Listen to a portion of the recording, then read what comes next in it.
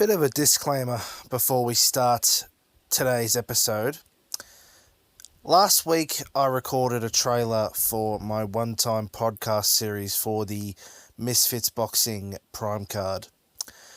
Well, that event, even though the main card, even though the undercard was quite entertaining, it kind of was the main card, but it wasn't the main two fights. I don't know what they call it. They call it the main card in the UFC. But the two main events were thoroughly disappointing, and I just want to apologise to you guys for recommending that. As I said on Twitter, influencer events are usually good, but that one most definitely wasn't for a variety of reasons. It was a big event, did 1.3 million pay-per-view buys, which is crazy. Although that's another outlet. But I do want to apologise to you guys for encouraging an event like that, much less one that started so early. If any of you guys ended up watching it, the last two fights were a bit of a... Dylan Dennis, I think, has revoked his fight pass in boxing and possibly MMA, and KSI Tommy Fury, well, that's a debate for another day. But I do apologise to you guys for recommending you guys watch that. We're only about good fights over here, and these ones did not really end up fitting the bill. But anyway, on to what is going to be a very long and action-packed podcast. Flapping gums at each other. Any chance they get. The fight clock is brought to you by Modelo. One of the greatest knockouts you'll ever see.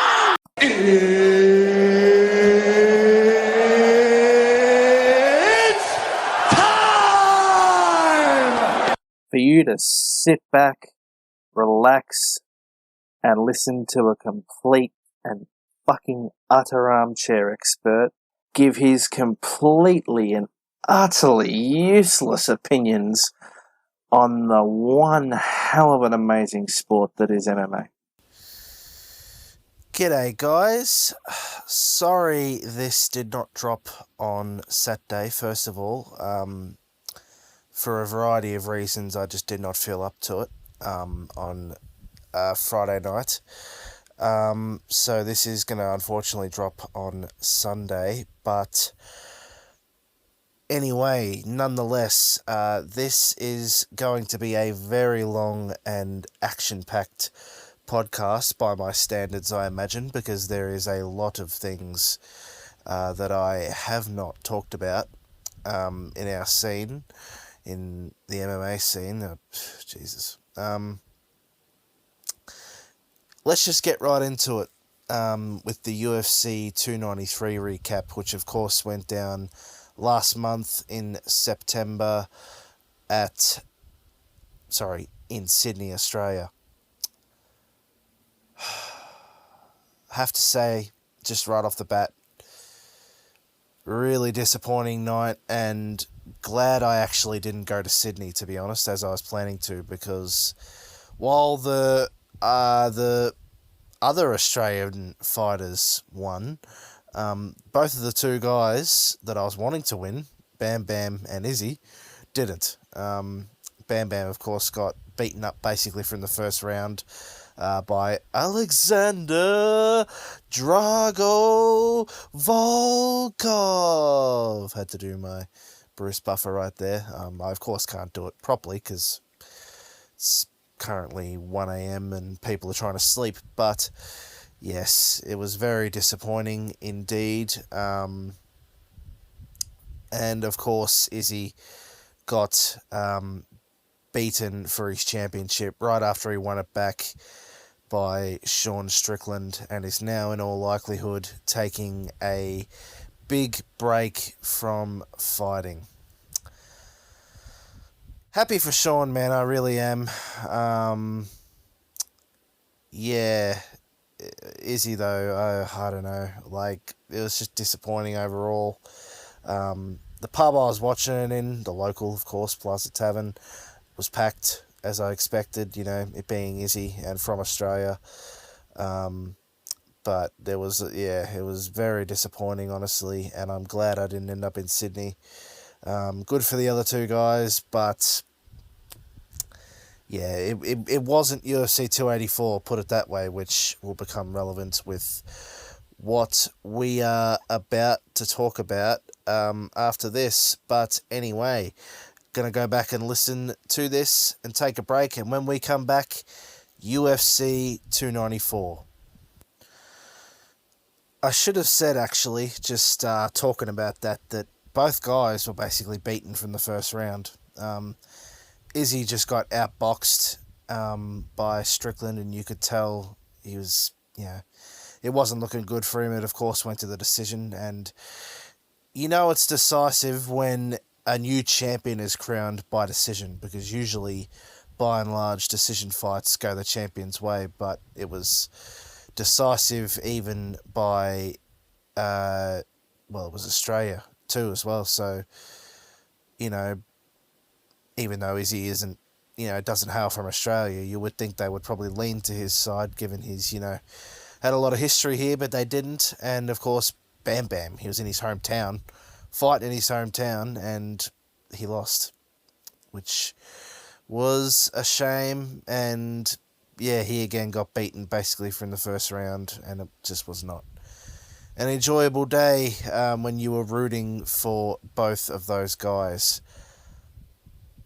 But UFC 294 and the conundrum that it is, or that it has shaped up to be.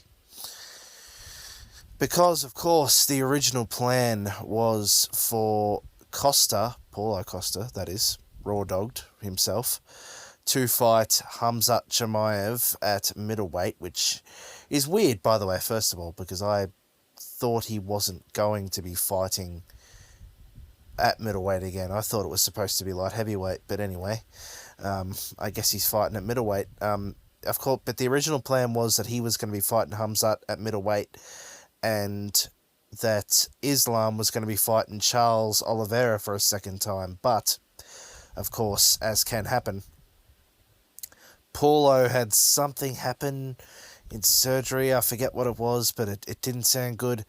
And Charles got a nasty cut, apparently, and had to pull out of the fight because of that. So, on 12 days' notice, the card was changed. Kamaru Usman was put in to fight Islam at 185, and Alexander, the great Volkanovski, just come off defending his belt at 45, just come out of surgery from UFC 290. We're getting the rematch, ladies and gentlemen, from UFC 284 on 12 days' notice in Abu Dhabi. And I'm kind of pissed off about it because I'm not going to get to watch it because, as we speak, it is 1:12 a.m. By the time I probably edit and put together this podcast, it'll be, say, maybe 2:30, 3 a.m. And then, I only have about 2 hours sleep before it starts at 5 a.m. So I'm not going to get to see Volk potentially bring him home, baby. And if he does, I swear to God, I think I'll cry. Oh, man. I tell you what, though, big up to fucking Volk. Taking the rematch on a 12 days notice. That's real goat shit right there. Don't talk about it, be about it. That's what he's doing right now.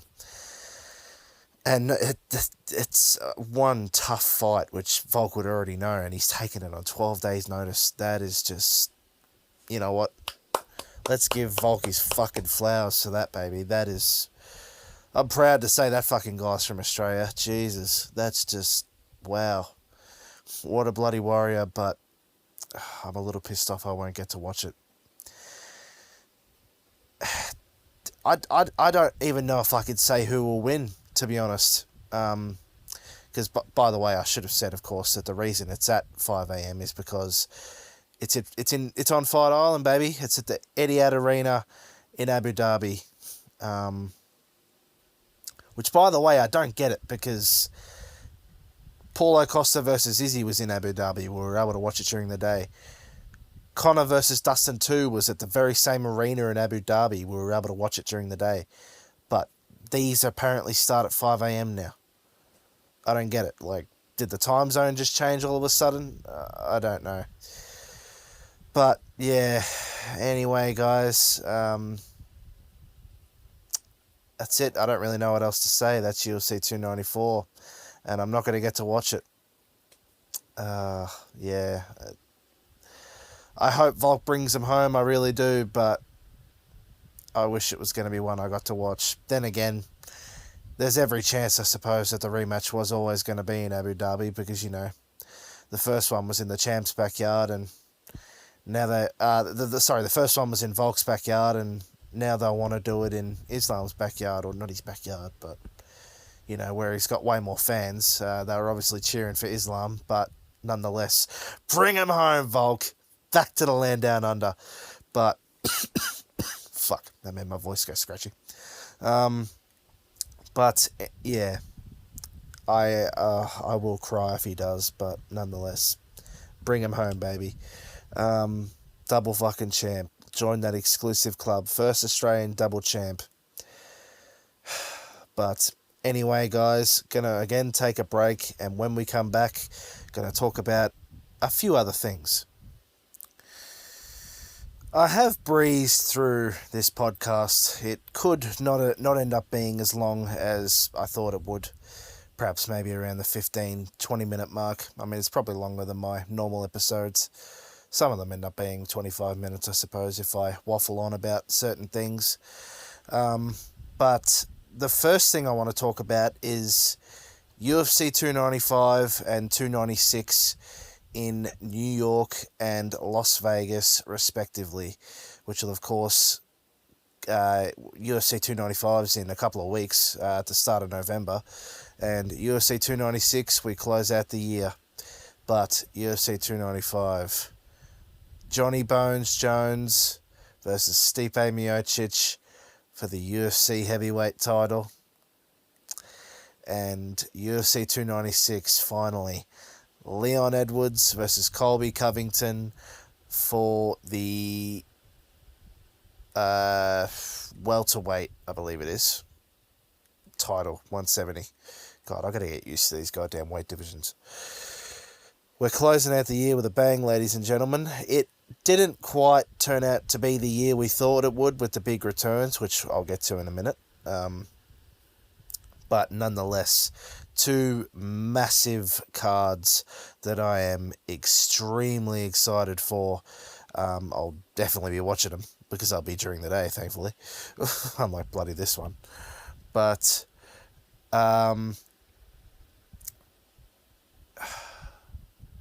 we're getting closer and closer to UFC 300.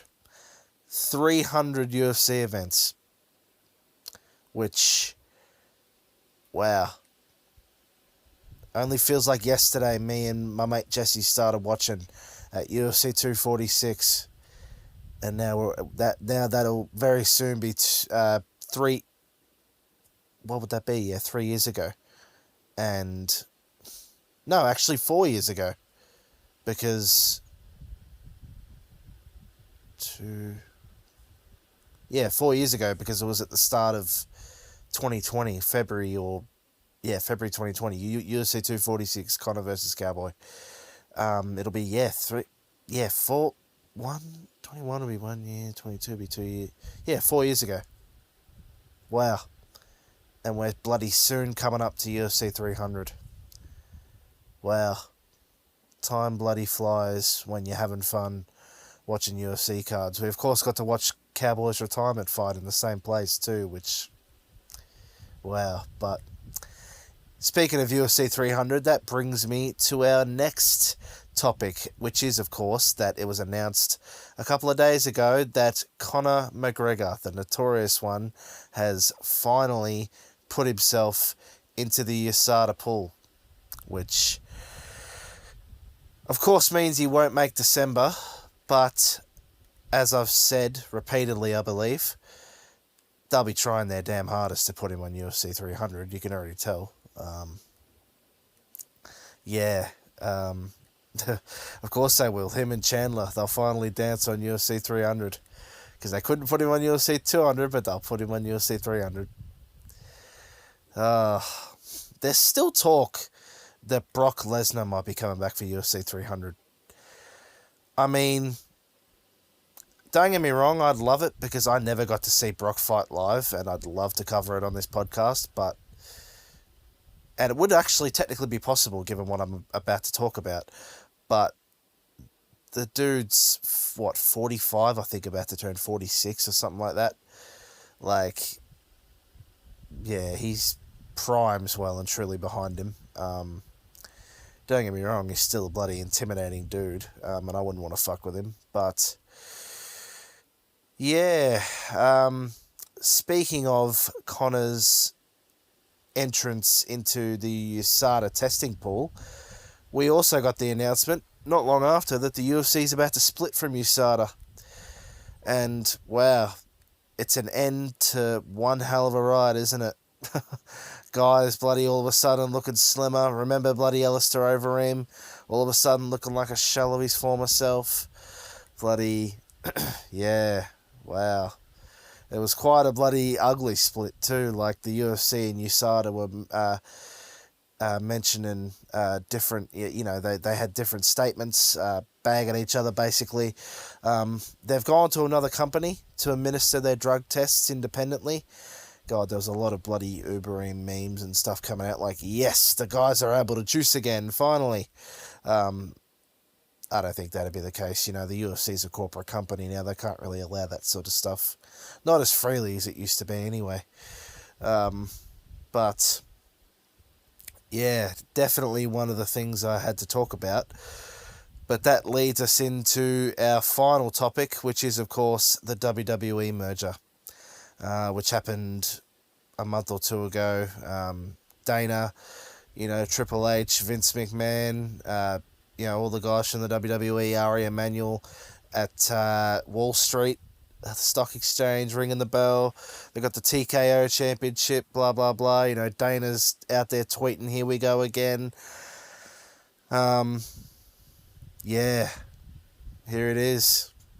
A new era. We're coming into UFC 300, and now all the conglomerates are getting together, and this shit's bigger than ever. I mean, I've been watching since basically, 2016, 2017, and wow, what a fucking ride it's been. Of course, by then the company was sold, but yeah, gee. That's why I said the Brock Lesnar return could technically be possible now, because they technically own Brock's contract now, but who knows. But anyway, guys, that is the long-awaited podcast. Sorry again that it wasn't dropped on Saturday and that it's taken so long. And of course that I bigged up that influencer event to you guys. But there it is. Definitely sad that I'm not going to get to watch UFC 294, but UFC 295 and 296, baby, and Conor's possible return. I'm excited for it. But till the next one, as always, catches.